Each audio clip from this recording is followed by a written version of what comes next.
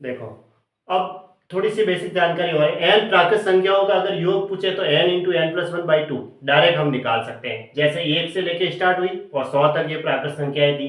अब इनका योग निकालना है तो एन क्या है, पदों की संख्या टोटल 100 है। एन पदों की संख्या यहाँ से एक से लेके 100 तक है, तो 100 गुणा, अब एन प्लस वन करेंगे तो 100 और एक कितना हुआ, 101 बटा दो। अब दो को इस 100 से काटा 50 बार, 50 गुणा 101 किया तो ये आंसर आ गया। तो इन सब का योग डायरेक्ट ये आ गया 5050। ठीक है, तो इस तरीके से हम याद कर सकते हैं। अगर ए से बी तक लगातार कोई संख्या है और उनका योग निकालना है, जैसे अब ये तो एक से स्टार्ट हुई, अगर कोई बीच में से स्टार्ट हो जाए, जैसे 50 या 51 से स्टार्ट हो जाए और फिर लगातार संख्याओं का योग पूछे तो योग अंतर प्लस वन बाई टू। बस ये ध्यान में रखना, प्रश्न करेंगे तो ऑटोमेटिक समझ में आएगा।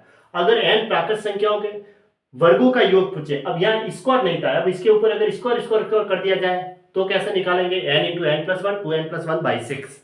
अगर इसके ऊपर क्यूब क्यूब क्यूब कर दिया जाए तो एन प्राकृत संख्याओं के घनों का योग हो जाएगा, तो n into n plus one by two का होल स्क्वायर।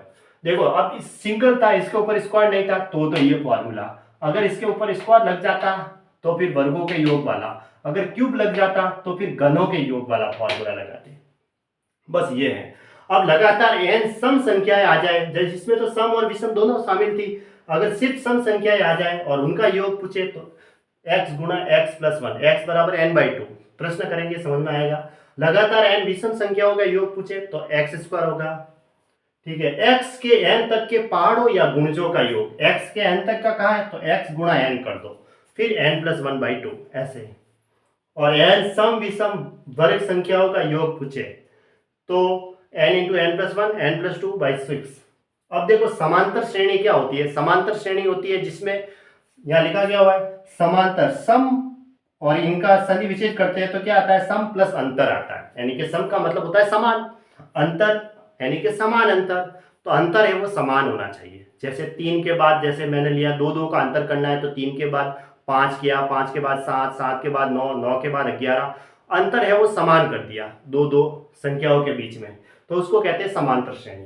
ठीक है, तो अगर इसका अंतिम पद निकालना है तो फॉर्मूला है ए प्लस एन माइनस वन गुणा डी। डी तो होता है सार्व अंतर, यानी सबका अंतर लेंगे वो समान होगा। ए होता है प्रथम पद, एन होता है पदों की संख्या, और टी एन होता है अंतिम पद।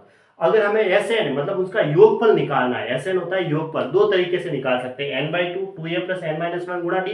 डी तो सार्व अंतर होता है, एन पदों की संख्या होती है, ए प्रथम पद होता है, एस एन, या फिर हम ऐसे निकाल सकते हैं पदों की संख्या गुणा प्रथम पद प्लस अंतिम पद बटा दो। दोनों तरीके से इसका निकाल सकते हैं, जिसमें जैसी जरूरत होगी वैसा हम अप्लाई कर सकते हैं। पदों की संख्याओं के योग, अगर योगफल निकालना है तो ये क्या है, योग है।